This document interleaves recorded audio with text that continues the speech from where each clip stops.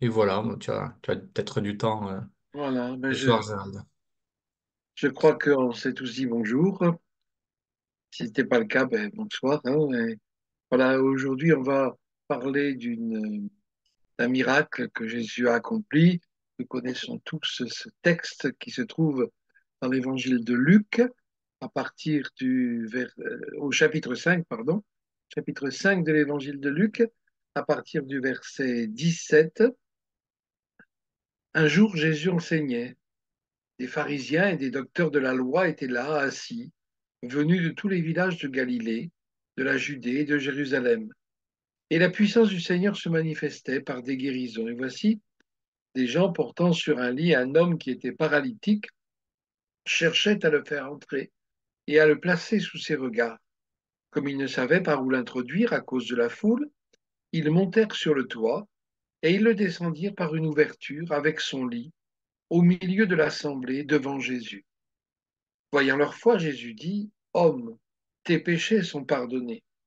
Les scribes et les pharisiens se mirent à raisonner et à dire, Qui est celui-ci qui profère des blasphèmes?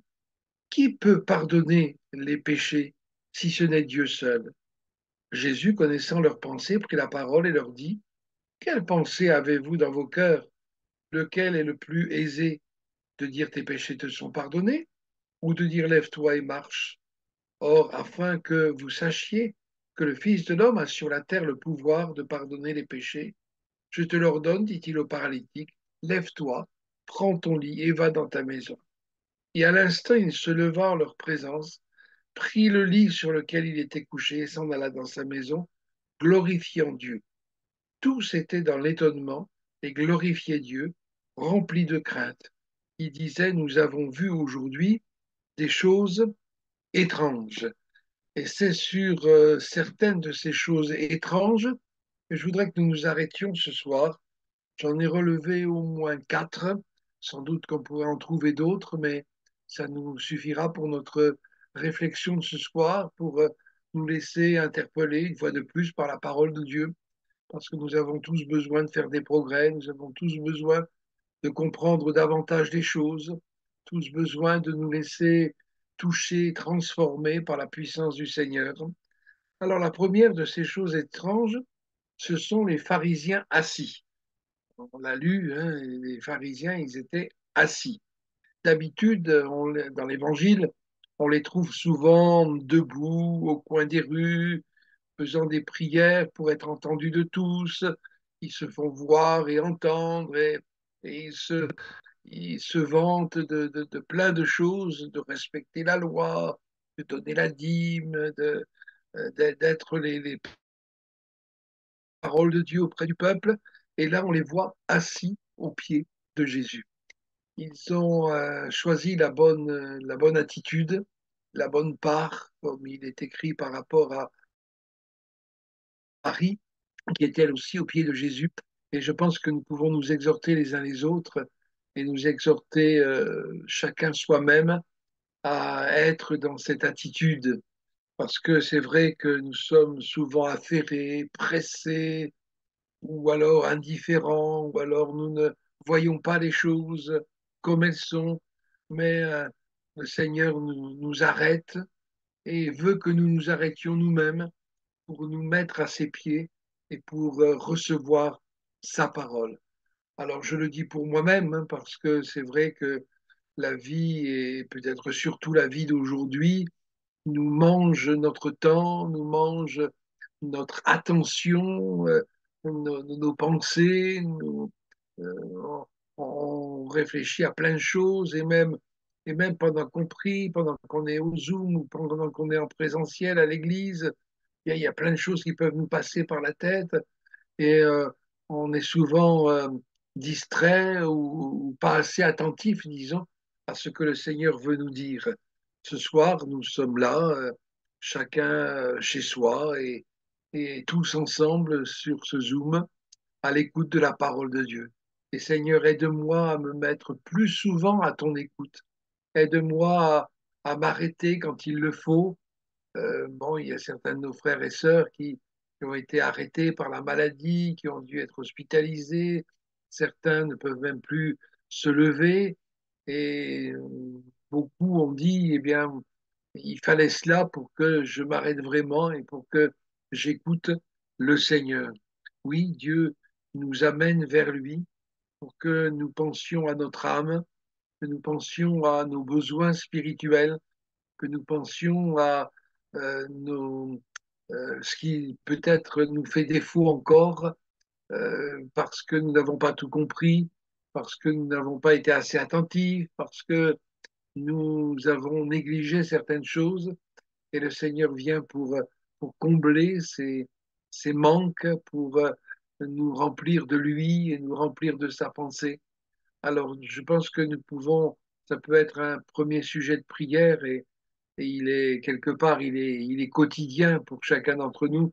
Seigneur, aide-moi, c'est vrai, à me tenir à tes pieds et aide-moi à écouter ta parole, à ne pas me laisser ni arrêter, ni distraire par quoi que ce soit. Et Seigneur, je veux me concentrer sur toi. Je veux être, Seigneur, à ton écoute, vraiment. Je veux que tes paroles viennent pénétrer en moi. Vous savez, le Seigneur dit, enfin, il est écrit, ouvre ta bouche, c'est le Seigneur qui dit, et je la remplirai. Alors c'est vrai que on prend souvent cette expression dans le sens que si nous ouvrons notre bouche, le Seigneur va la remplir de louanges. Mais en réalité, quand on lit bien le contexte de ce texte, et ça veut dire ouvre ta bouche et je la remplirai de ma parole, je la remplirai de ma pensée, je la remplirai de ce qui est à moi et je viendrai te le communiquer pour que tu sois fortifié, pour que tu sois enrichi, pour que tu fasses des progrès, pour que tu ne restes pas là où tu es. Alors, c'est peut-être une chose étrange pour certains, parce que on n'a pas peut-être l'habitude de faire ainsi, de prendre du temps, de nous poser, de nous couper. Je crois que c'est dimanche que Didier disait couper peut-être le téléphone, couper. Moi, je ne sais pas le faire encore. Hein. Couper ceci, couper cela et nous mettre vraiment dans la présence de Dieu. Merci Seigneur, parce que si c'est une chose étrange, c'est une chose indispensable. Alors étrange dans le sens aussi qui nous est étrangère. Eh bien, je veux faire cette réalité mienne. Je veux que cette attitude, je l'ai moi aussi, et qu'ainsi tu puisses me dire ce que tu as à me dire. Alors c'est vrai que quand le Seigneur nous parle, ça nous fait du bien, ça nous encourage, ça nous console peut-être, ça nous fait comprendre des choses, mais peut-être que parfois le Seigneur a des paroles à nous dire qui ne sont pas très agréables à notre chair, parce que justement, comme on dit, il nous reprend sur ce qui ne va pas. Et moi, je veux me laisser reprendre. Seigneur, dis-moi s'il y a des choses encore qui ne vont pas. Je suis disposé à les recevoir. Et ça, c'est vrai que c'est étrange à ma nature, parce que j'aime pas entendre des choses qui sont pas bonnes me concernant. J'aime pas m'entendre faire des reproches. Mais quand le Seigneur me fait des reproches, c'est pour mon bien, c'est pour que je ne reste pas dans certaines pensées, dans certaines attitudes, dans certains travers, mais que je le laisse agir en moi et me montrer là où je me suis trompé, pour que je puisse rectifier les choses et que je puisse prendre la bonne direction et être sur le bon terrain, celui qui permet au Seigneur de me remplir de lui, de m'enrichir, comme ce jour-là, même pour ces pharisiens qui étaient, nous savons ce qu'ils étaient, ces pharisiens, ils étaient religieux, ils étaient suffisants, ils étaient orgueilleux, ils méprisaient les autres. Et là, ils sont assis au pied de Jésus et ils vont encore apprendre quelque chose. Apprendre que Jésus a, oui, le pouvoir de pardonner les péchés autant que de guérir les malades. La deuxième chose qui peut sembler étrange, c'est que tout cet auditoire, tous ceux qui étaient là, ils étaient ensemble. Alors, il est parlé de la Galilée, il est parlé de Jérusalem, ils venaient de différentes contrées, de différentes provinces, mais ils étaient ensemble.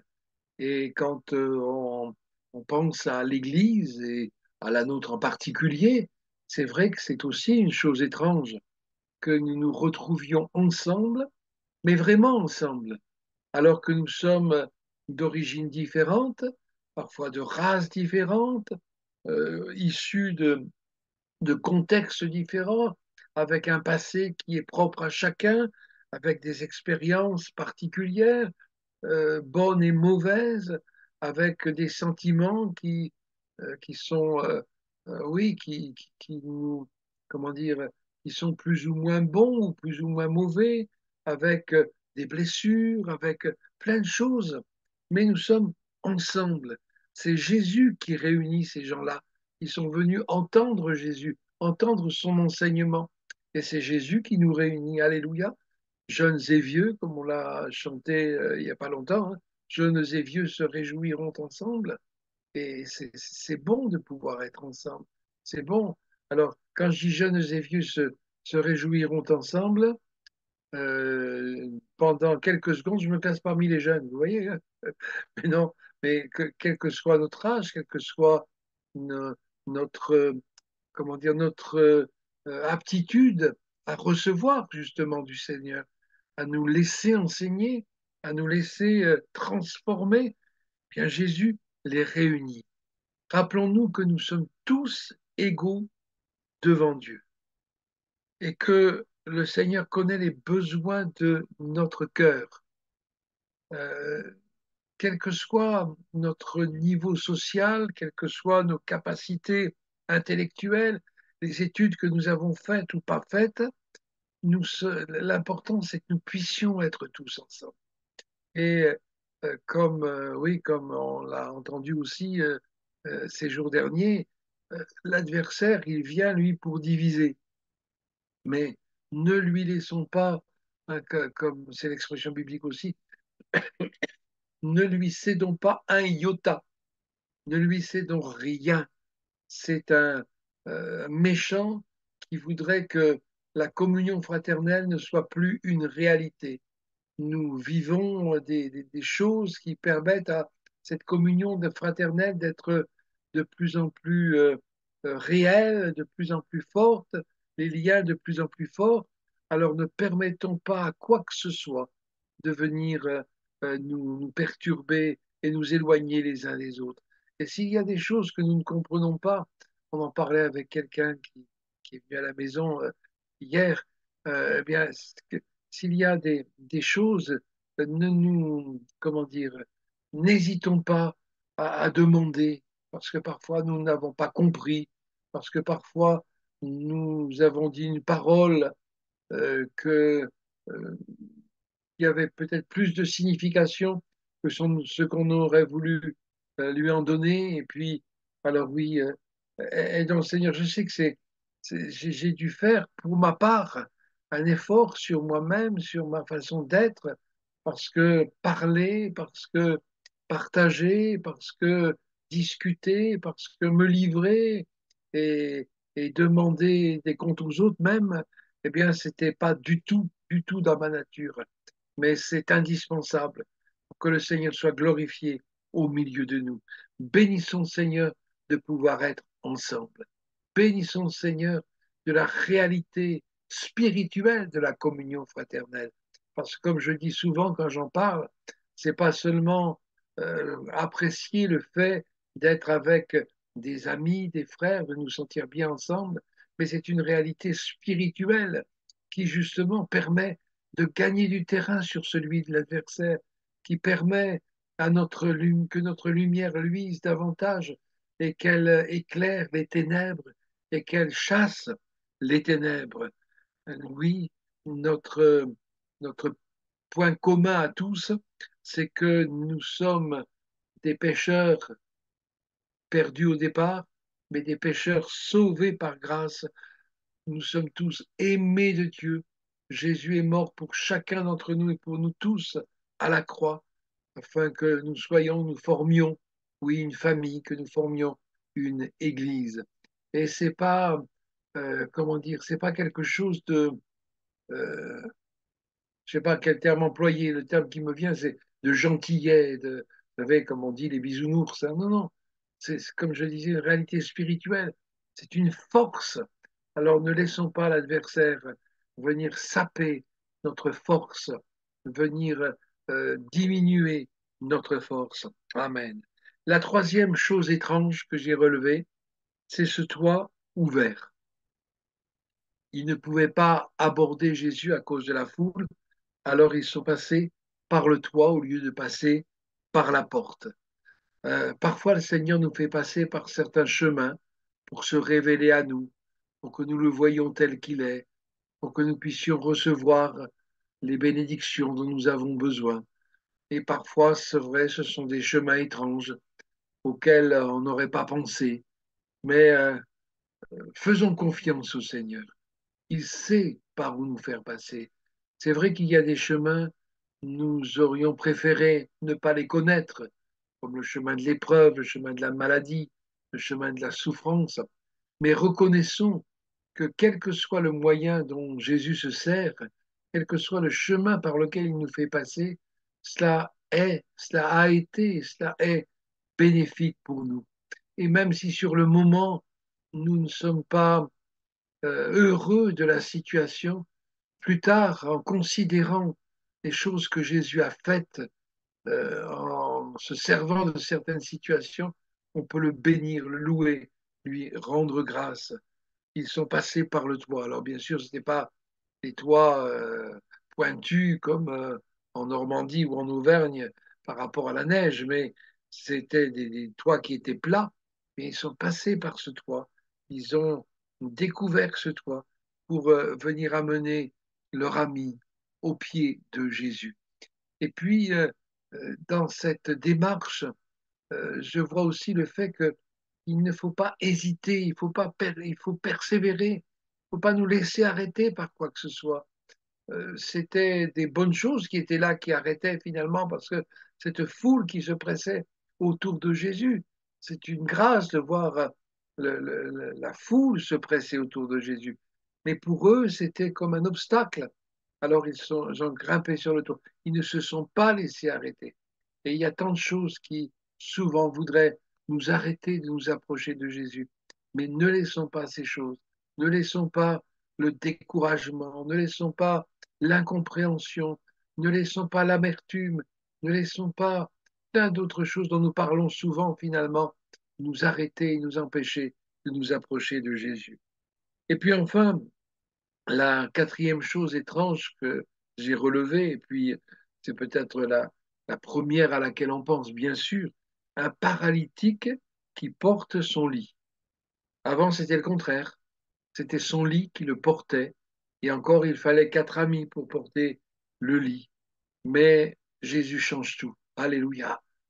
Ne nous laissons pas porter par les circonstances, mais laissons Jésus nous montrer comment nous pouvons mettre à profit les circonstances pour glorifier Dieu, pour le servir, pour être en bénédiction pour les autres. Jésus change tout. Il est capable ce soir même de changer la maladie en santé. C'est pour cela que nous prions pour nos malades.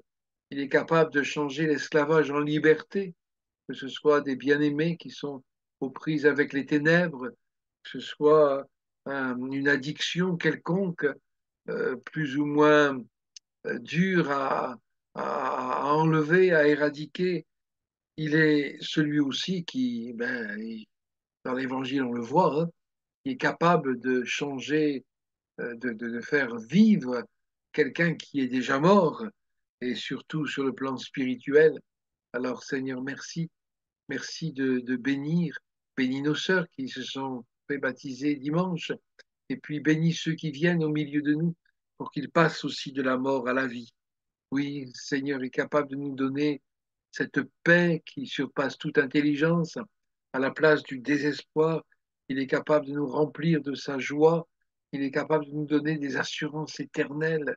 Tout cela, venons le chercher auprès de lui. Donc, il y avait donc ces quatre choses étranges. Nous avons vu aujourd'hui des choses étranges. Et j'ai envie de dire, Seigneur, fais-nous ce soir voir des choses étranges, voir des choses peut-être qu'on n'a jamais vues, voir des choses qui nous sont encore étrangères. Et si nous avons besoin de les comprendre pour nous-mêmes, bien, fais-nous les comprendre. Nous sommes à ton écoute, nous sommes les yeux grands ouverts. Nous sommes tout ouïs, le cœur est ouvert, Seigneur. C'est pour cela que nous sommes là ce soir. Nous te remercions parce que tu vas nous aider à accepter les choses que tu nous dis. Amen. C'est vrai, Seigneur, merci. Merci parce que tu es le Dieu de la part duquel rien n'est étonnant, mais qui est encore capable de nous étonner. Aide-nous à être comme des enfants pour recevoir de toi, pour profiter des biens de ton royaume, pour nous laisser enrichir par ta grâce, par les dons merveilleux que tu as en réserve pour chacun d'entre nous. Merci Seigneur parce que dans cette soirée, tu vas aussi répondre à nos prières, même si nous ne le voyons pas tout de suite, mais que nous puissions avoir de bonnes nouvelles de tous nos bien-aimés dont les noms ont été cités et qui sont dans la souffrance, qui sont dans la maladie, qui sont, Seigneur, dans le désert, dans le découragement. Merci, Seigneur, de nous aider à être entre tes mains, Seigneur, ce que tu veux que nous soyons. Merci, Seigneur, de nous aider à nous asseoir à tes pieds, de nous aider à être vraiment dans la communion fraternelle, de nous aider, Seigneur, à te laisser nous conduire où tu veux, de nous aider, Seigneur, à croire encore aux miracles et à voir, à vivre des miracles. Au nom de Jésus, Amen, Seigneur.